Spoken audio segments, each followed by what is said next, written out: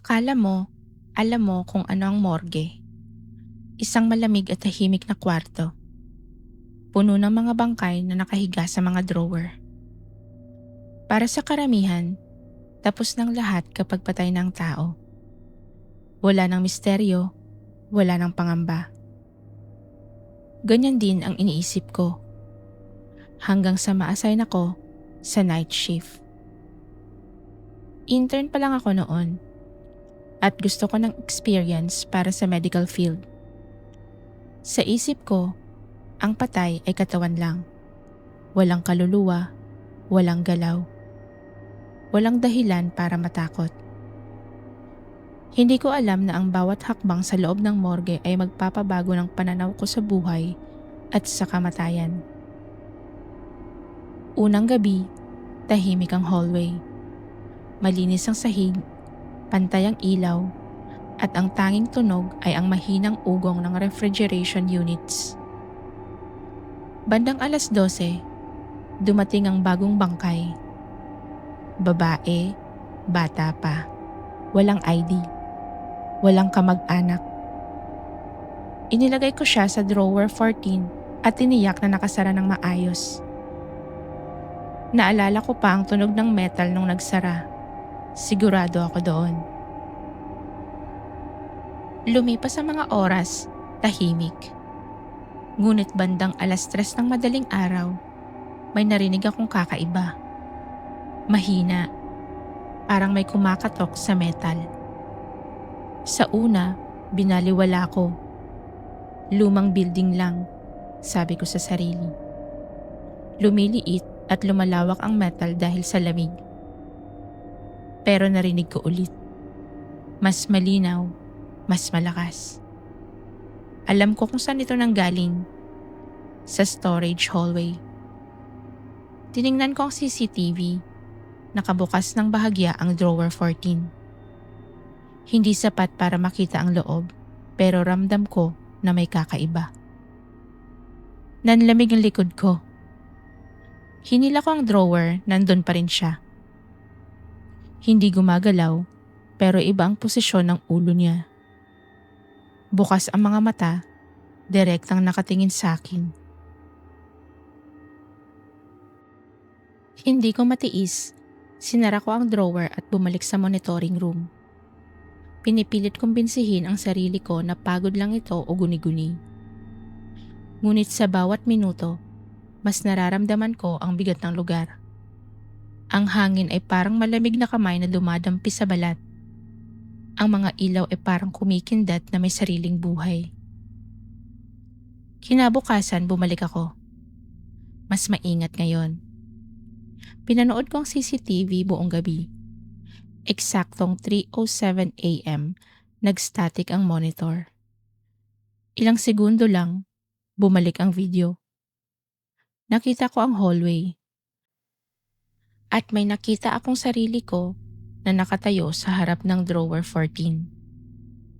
Pero nasa monitoring room ako noon. At ngumiti ang version ko sa screen. Hindi ako ang ngumiti.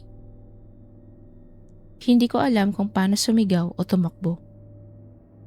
Tumakbo ako papunta sa hallway, wala ng tao. Lahat ng drawer ay sarado. Pero alam ko, ramdam ko, may mali. Sa ikatlong gabi, napansin kong may nadagdag na drawer. 15 na. Kahit 14 lang dapat. Tinawag kong janitor. Matagal bago sumagot. At sinabi lang niya, matagal na yan. Ngunit sa paraan ng pag-iwas ng tingin niya, alam kong nagsisinungaling siya. Mas lumamig at bumigat ang hangin sa mga sumunod na gabi.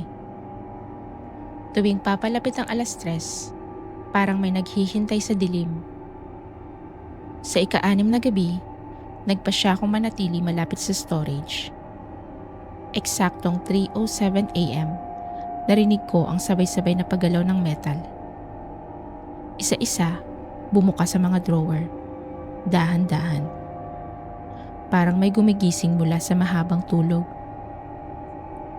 Hindi ako makagalaw, hindi ako makahinga. Sa gitna ng lahat, bumukas ang drawer 14. Dahan-dahang umupo ang babae. Tumingin sa akin. Hindi ako makatakbo. Hindi dahil matapang ako, kundi dahil hindi ako makagalaw. Habang naroon ako, nakaramdam ako ng malamig na kamay sa balikat ko. Unti-unti akong lumingon.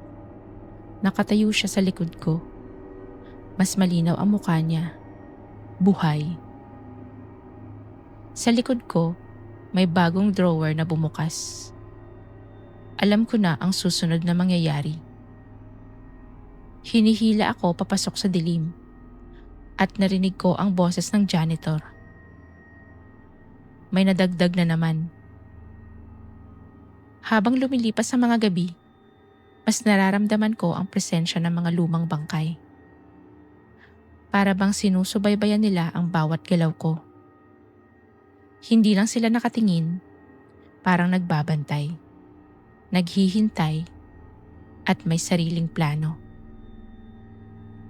Isa sa mga pinakamalupit na karanasan ko ay nang maramdaman kong may humahaplos sa ulo ko.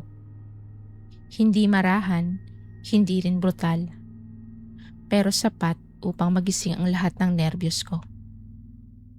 Umiling ako at tiningnan ang paligid. Walang tao. Ngunit ang drawer sa kanto ay bahagyang nakabukas at may mata na nakamasid sa akin mula sa loob. Habang lumalalim ang gabi, bawat tunog, bawat kaluskos ay mas nakakatakot. Ang malamig na hangin ay parang humihinga sa likod ko. At ang mga ilaw ay parang kumikindat sa kakaibang ritmo. At ang mga drawer ay parang naglalaro. Sabay-sabay, ngunit may sariling intensyon. Tuwing gabi, pagkatapos noon, mas lumala ang presensya ng morgue.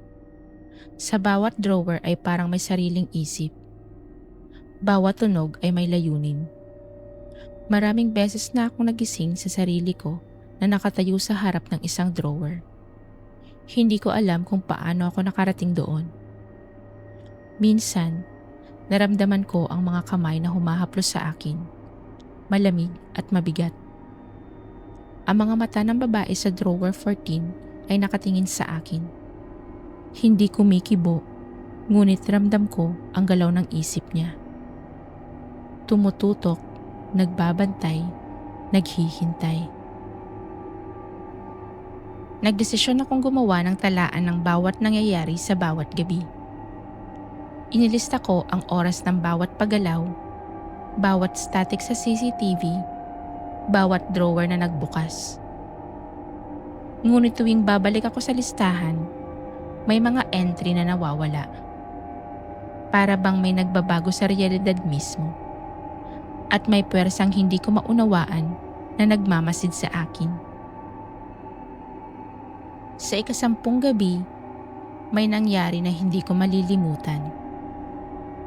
Habang nakatayo ako sa storage, narinig ko ang boses ng bata na tumatawag sa akin mula sa drawer 14. Hindi isang normal na boses.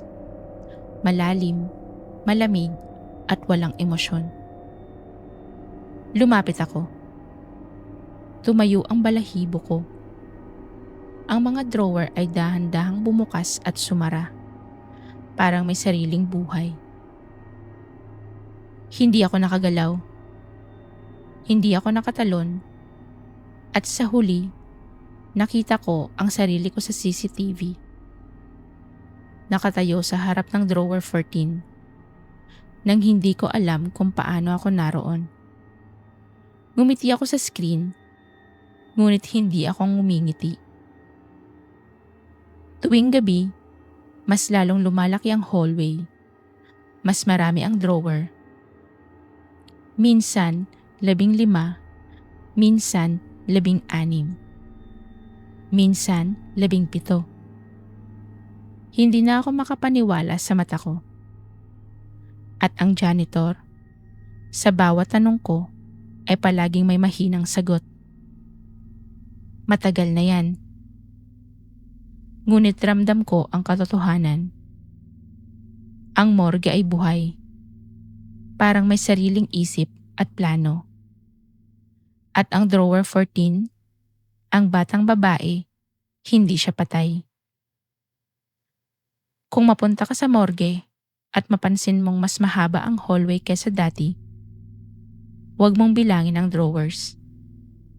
Dahil kung mas marami kesa sa inaasahan mo, may isang hindi na nakalabas. At baka sa susunod na gabi, ikaw na ang susunod.